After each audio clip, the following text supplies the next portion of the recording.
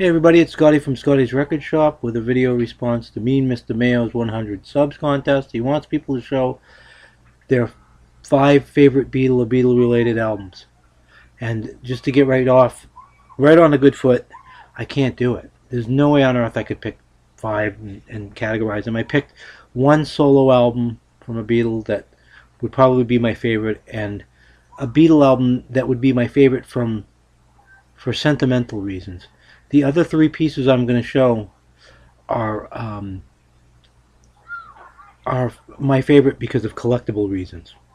So get right to it, okay? Put the mouse down. Favorite Beatle album. Some of these a lot of people have shown. Would be Revolver, and the reason why is because when I was like 5, somebody gave me a copy of this, and it was in really, really bad shape. It played all the way through without skipping from my memory.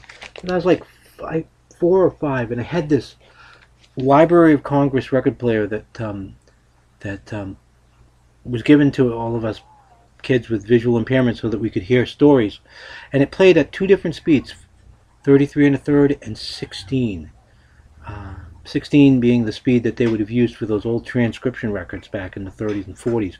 But this thing, the pressure on the tone arm, there was no weights or counterweights. It had been like 10, 15 grams. This thing just ate records. They were just terrible. Not exactly what you would refer to as audiophile, but it worked well enough so that I could hear this album for the first time and just, fall in love with it. So that would be my favorite Beatle album for that reason. I also got a copy of Rubber Soul same time. And it was like, okay, well, I'll pick one. There it is. My favorite solo album would be this one. Probably. Maybe, I don't know. Probably. Band on the Run. I just have a lot of memories being in like 4th grade or whatever it was. 5th grade. 4th grade when this came out. 4th grade, whatever.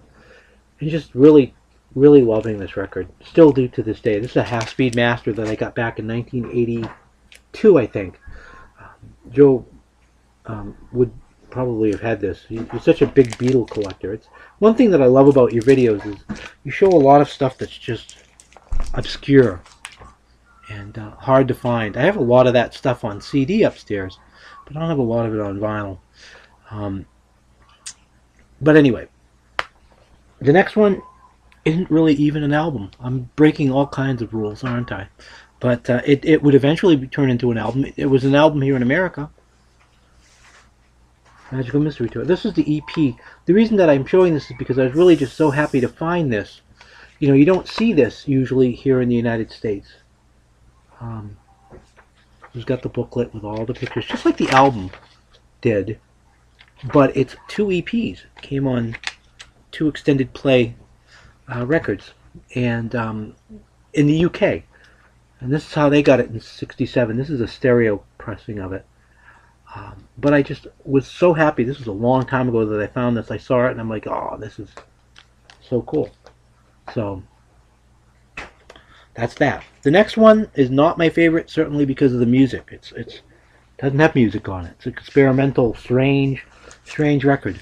But I found this in Nuggets in Boston back in 1986, 87, something like that, a long time ago. And I bought it, and it was sealed.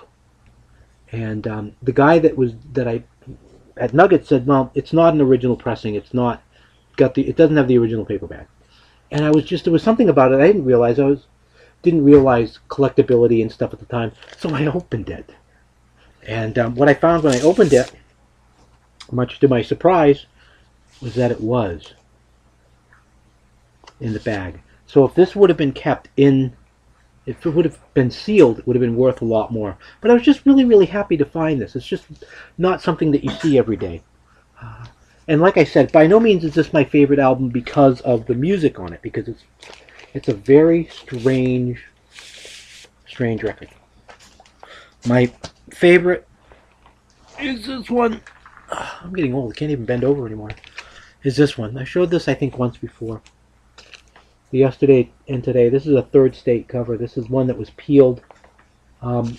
There's some tape residue and stuff on this. I'll pull it out so you can see it a little better. There's some tape residue and stuff here. It's not. There's no seam splits or anything like that. The record inside's in great shape. All things considered, this isn't in horrifically bad shape. But it's so hard to find, and it was just one of these things. As a kid, I remember reading about, going, "Oh man, I would love to have a copy of this." You know, and they are not very cheap at all. And I honestly didn't pay as much as I should have for this one.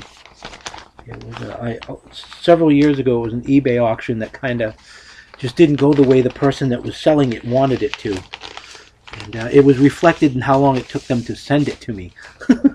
It was like hard to get it from him because he really wasn't happy about having to sell it for what he was selling it for. But it was, you know, put things up for auction, and that's the way it goes. So those are kind of my 5 favorite Beatle related albums for whatever reason given. Okay. So congratulations again on 100 subs. It's really cool. Like I said, I really enjoy watching your videos when I get a chance to, and hopefully you'll make a lot more, and hopefully you find a lot more Beatles stuff so you can show the rest of us, because I know it gives you just as much joy as it does us. So alrighty, that's my video response for you. Until next time, everybody, goodbye.